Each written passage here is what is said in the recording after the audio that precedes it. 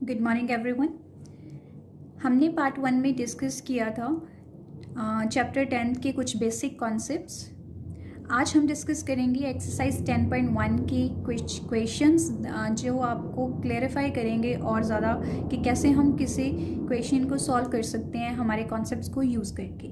ठीक है, तो फर्स्ट क्वेश्चन ये एनसीईआरटी क्वेश्चंस हैं, right, which help you to solve the whole exercise. First question है जैसे find the slope of line which passes through origin and midpoint of the line segment joining the points P and B। हमें क्या calculate करना है?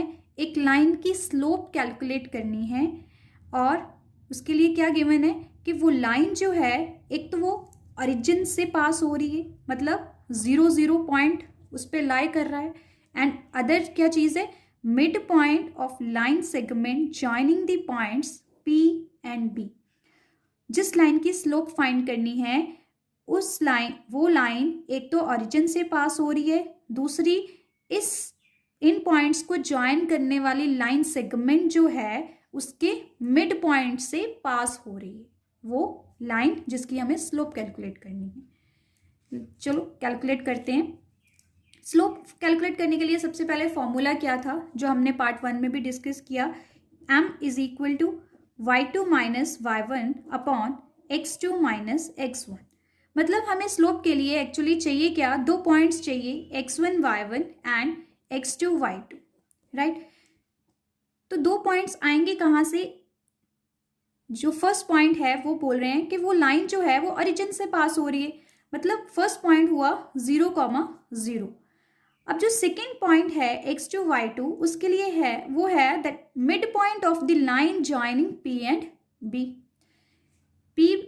P और B को join करने वाली एक लाइन, ये P है ये B है, इनको ज्वाइन करने वाली एक लाइन और उसका मिड पॉइंट जो है वो भी इस लाइन पे लाई कर रहा है, मतलब ये जो मिड पॉइंट होगा this is your x2 y2 जो हमें चाहिए to calculate the slope of the line, right. तो सबसे पहले हमारा क्या काम होगा, ये मिड पॉइंट को कैलकुलेट करना, और उसके लिए हमारे पास मिड पॉइंट फॉर्मूला है ही, वो क्या होता है x1 plus x2 by 2 comma y1 plus y2 by 2।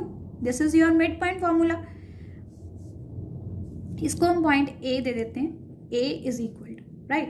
अब P क्या है 0,-4 और B क्या है 8,0, मतलब this is your x1 x2 y1 y2। तो ये हमारे पास आया 0 plus 8/2 comma -4 plus 0/2। This is your 8/2 minus 4/2, this is 4,-2। ये आ गया हमारा mid point and this is your x2 y2। अब x1 y1 भी है, x2 y2 भी है, तो हम ये फॉर्मूला अप्लाई करेंगे तो हमारे पास स्लोप ऑफ द लाइन क्या आ जाएगी, y2 क्या है -2 and y1 is 0, -0 upon and x2 is 4 -0। This is your -2/4 which is -1/2। This is the slope of the line जो हमें कैलकुलेट करनी थी, राइट।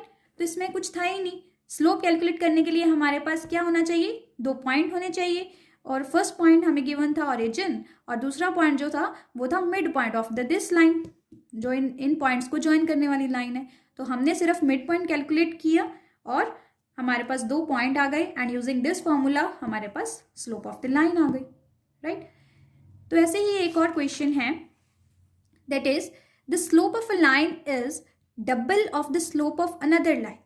एक लाइन है उसकी स्लोप दूसरी लाइन की स्लोप से डबल है। If tangent of the angle between them is 1/3, अगर tan ऑफ थीटा, तो हम क्या करेंगे, first line let slope of first line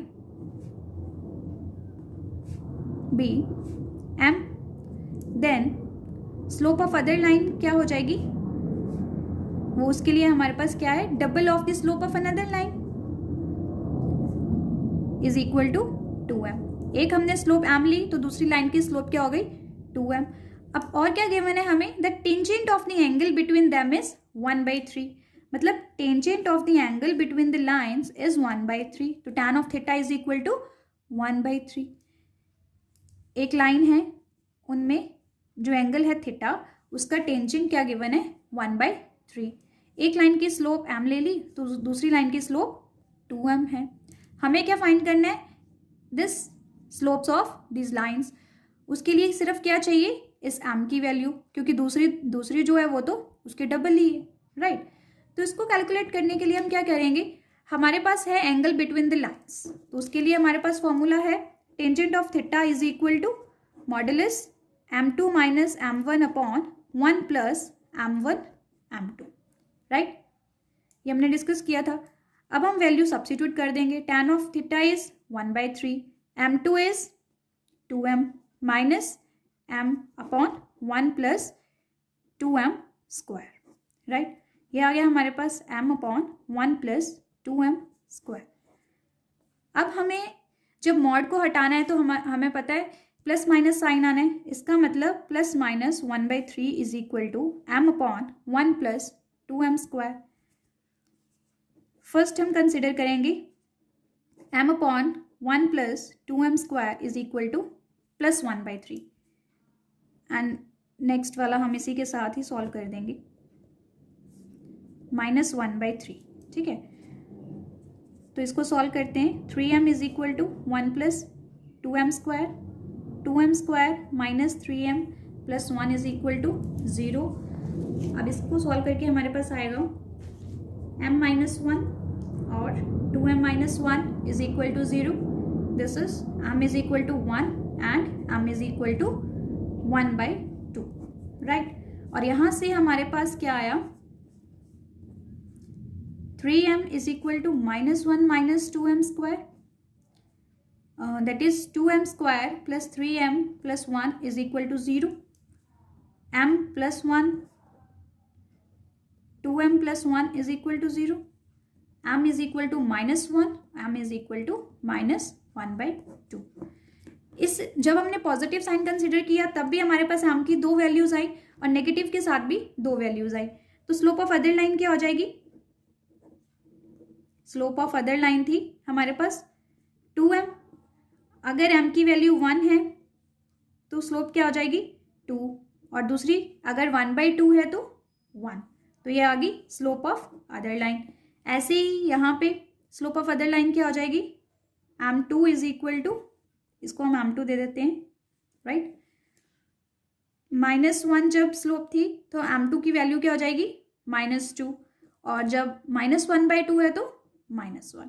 तो यहाँ से हमारे पास ये रिजल्ट आया कि जब m इज इक्वल टू 1 था तो m2 हमारे पास 2 था, जब m इज इक्वल टू 1/2 था तो ये m1 आया, और सेकेंड के लिए भी सेम ऐसे, -1 के लिए -2 m2 और -1/2 के लिए -1,